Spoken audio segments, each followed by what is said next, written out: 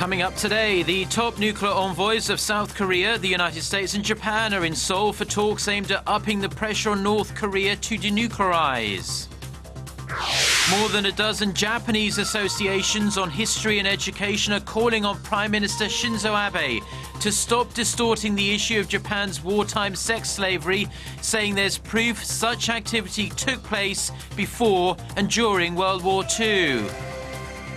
First, Korea confirms a fourth case of a respiratory virus that has killed hundreds of people in the Middle East. Stay tuned for these stories and more.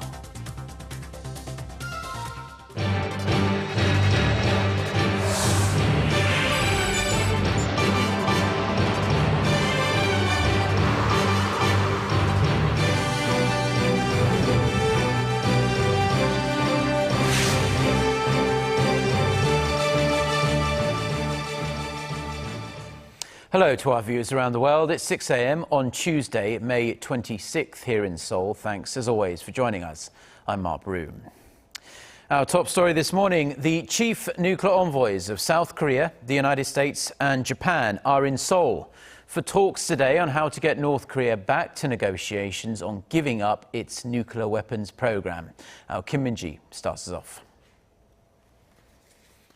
The chief nuclear envoys of South Korea, the U.S. and Japan will be in Seoul on Tuesday to share their assessments of the recent situation in North Korea and its nuclear threats. The two-day meeting will involve Korea's top nuclear envoy Hwang Jung-guk and his U.S. and Japanese counterparts Sung Kim and Junichi Hara. The three serve as delegates to the long-stalled six-party talks on denuclearizing North Korea. Seoul's Foreign Affairs Ministry says the three will seek to make substantial progress in the North Korean nuclear issue through deterrence, pressure, and dialogue. The trilateral talks come at a time of growing uneasiness about the situation in North Korea. Pyongyang recently claimed it successfully test-fired a ballistic missile from a submarine and said it now has the capability to miniaturize nuclear weapons, a crucial step toward building nuclear-tipped missiles. North Korean leader Kim Jong-un also reportedly had Defense Minister Hyun Young-chul executed, raising doubts about his grasp on power. Meanwhile, Seoul, Washington, and Tokyo are seeking to take action against the regime at the UN, saying that the recent test firing is a violation of UN resolutions. The last meeting between the three countries was held in January in Tokyo, where they agreed that the North should first demonstrate it is sincere about denuclearization before returning to the six-party talks. The talks involving the two Koreas, the U.S., China, Japan, and Russia, were last held in December 2008. Kim Min-ji, Arirang News. And wrapping up their talks in Seoul later today, the chief nuclear envoys of South Korea and the US will head to Beijing for another 2 days of talks, this time with their Chinese counterpart, and those talks will start on Thursday. The three parties, however, will not be holding trilateral talks. Instead, separate meetings between South Korea's representative and China's top nuclear negotiator, Yu Da-wei, will take place, and the same goes for the US envoy Sung Kim. The unprecedented simultaneous visit of Seoul and Washington's envoys to Beijing comes as China's active role has become much more important in the face of North Korea's growing nuclear threats. So, military threats, provocations and high-level purges have prompted many to question what exactly is happening inside North Korea and how stable is the Kim Jong-un regime? For a detailed insight, our Hwang Sung-hee sat down with former U.S. Ambassador to South Korea, Donald Gregg, to see what he makes of the situation. You visited North Korea last year, and your previous visit was when Kim Jong-il was in power. So did you sense a difference in tone among the North Korean officials there? I sensed a big difference. I had last been there in 2008 with the New York Philharmonic, and I went last February. Kim Gae-gwan had been my usual contact. He'd been promoted, and so I dealt with Ri Yong-ho. I said, I think we make a terrible mistake in not talking with you. And he said, well, we don't think President Obama is going to talk to us. He's got enough on his plate. So we'll just wait until there's an American president who is willing to talk. And in the meantime, the sky is the limit for us under Kim Jong-un. Now, I'd never heard anybody say that before. And Pyongyang itself looked very good. People were wearing better clothing. Everybody seemed to have a cell phone. And I could tell that the North Koreans were very proud of what they are accomplishing and are very optimistic about what they will accomplish in the future. You once mentioned in an interview of a chance that Kim Jong-un could have been educated in the U.S. Do you think this was a missed opportunity? When he first surfaced in North Korea, I knew he had been educated in Switzerland, was a basketball nut, great fan of the Chicago Bulls. And so I wrote Vice President Biden saying, here's a young man who's going to be around for decades. Here's a chance to bring him to the United States, show him around. I added in my letter, they may not accept it, but they'll never forget the fact that it was offered, because it was an offer of respect. And we do very, very little of that with the North Koreans. And I think it was a real missed opportunity. Secretary Kerry recently spoke of more sanctions on North Korea. Do you think this is the right time to put more pressure on North Korea? We've recently learned that North Korea is selling a great deal of anthracite coal to China, and China is paying hard currency to them. That's their largest source of hard currency, and that they are doing it in ways that don't register on the sanctions. So I don't think the sanctions are very effective. They hurt the little people, and they haven't stopped a major flow of hard currency from China into North Korea. The Obama administration has been making efforts to mend ties with Iran and Cuba. Could North Korea be next on President Obama's list? I wish that Obama would reach out to North Korea, but I don't think he will, because he's under fire from the Republicans already for reaching out to Cuba and Iran. And we have demonized North Korea to the extent that there's absolutely no political support on anybody's part urging President Obama to reach out to North Korea. If he did it, he would be moving solo. So I think it would be a very difficult move for Obama to make against the feeling that's rampant in the United States that Kim Jong-un is going to collapse. And I don't think that's going to happen. We're going to be dealing with him for a long time, and the sooner we start, the better. Thank you, Ambassador, for your time today. My pleasure. Now, the new head of the U.S. Pacific Command has identified North Korea as the greatest military threat to the United States.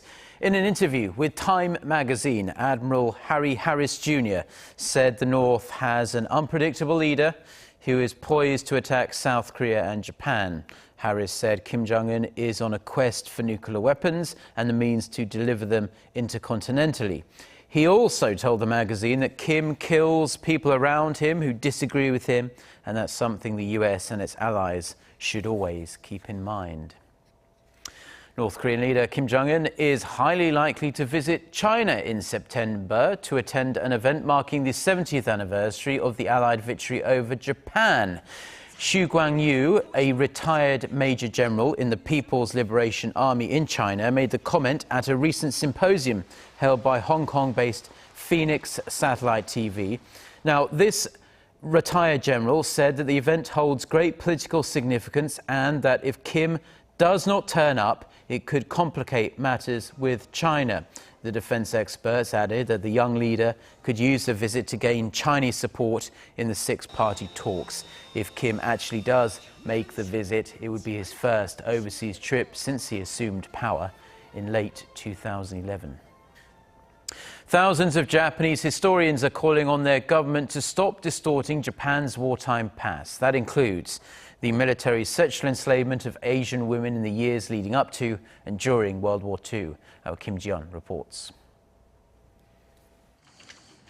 A coalition of 16 history research groups in Japan, numbering 6,900 scholars in total, has called on Tokyo to stop distorting facts surrounding the military's wartime sex slavery program. In a statement Monday at the Parliament building in Tokyo, the scholars said if Japanese politicians and media continue to shy away from the facts about the sex slavery issue, it's the same as sending a message to the international community that Japan does not respect human rights. The group also said the overwhelming amount of testimony from multiple witnesses from Korea, China, and Indonesia consistently points to the Japanese military's use of force to sexually enslave women during World War II. The historians argue that even if the women were paid, it does not justify Japan's actions, and reiterated a need to address the systematic abuse of these victims by the military. Their action call follows another statement lodged earlier this month by an international group of 187 renowned scholars who urged Japan to acknowledge the issue and deliver an apology. Historians believe that more than 200,000 Korean and other Asian women were forced into sexual slavery by the Japanese military during the war. Kim Jeon, Arirang News. And voices are growing within Japan for the government there to show a sincere and apologetic attitude in dealing with the country's past. One of the leading history research institutes in Tokyo is known to have adopted a resolution that seeks a peaceful movement that is based on a sincere repentance for Japan's atrocities during the war and its colonial rule. The historians said it was inappropriate to define Japan as a peaceful country after its role in World War II and stressed the need to review its view on history. They also expressed concern about Prime Minister Shinzo Abe's legislative drive to push through a set of bills that will provide Japan's military forces with the right to exercise collective self-defense. Back here in Korea, and local health authorities remain on alert after a fourth case of the Middle East respiratory syndrome has been confirmed in the country just 6 days after Korea reported its first ever case of the rare viral disease. The Korea Centers for Disease Control and Prevention said on Tuesday that this new patient, who is a daughter of the third patient to contract MERS, is believed to have contracted the virus from the first patient after staying at the same hospital. Now, officials say the situation is under control as the fourth patient is one of the people who had been quarantined in an isolation ward. They added that they will closely monitor the situation, especially during the first 2 weeks, as the incubation period of this disease is up to 14 days. Now, this virus, which has a fertility rate of around 40%, is relatively new to humans, with only some 1,100 cases reported since the first case was confirmed in Saudi Arabia back in 2012.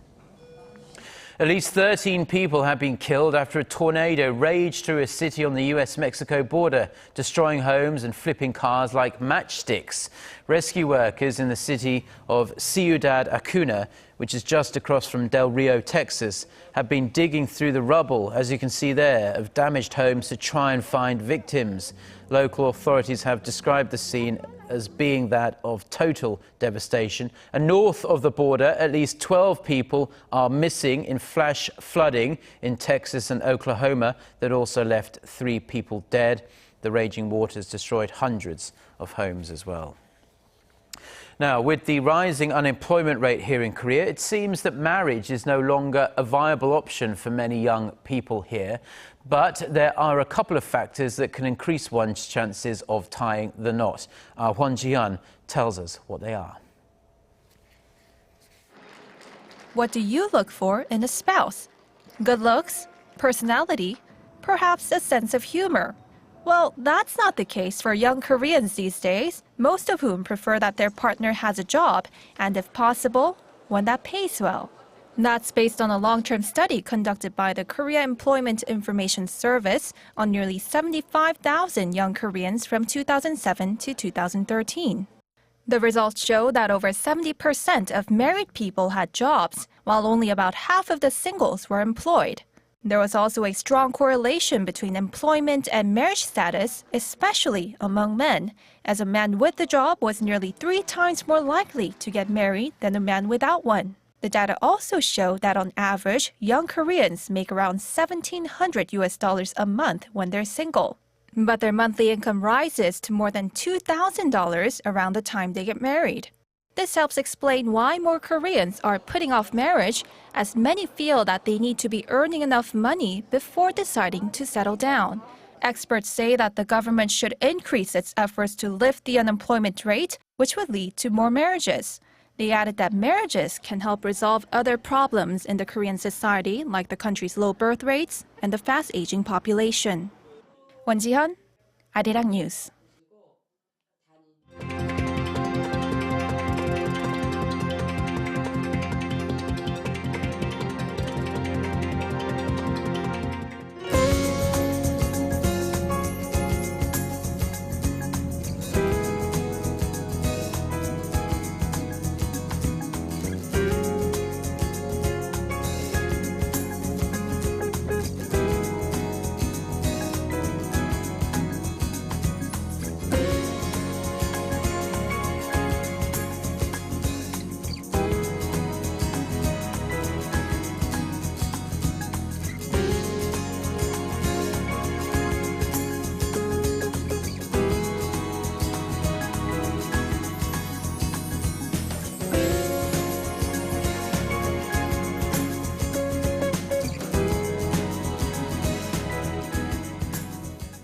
Well, that's all we have for now. I'm Mark Broome. Have a wonderful day, and thank you as always for tuning in. And we hope to see you at the same time on Wednesday. Goodbye.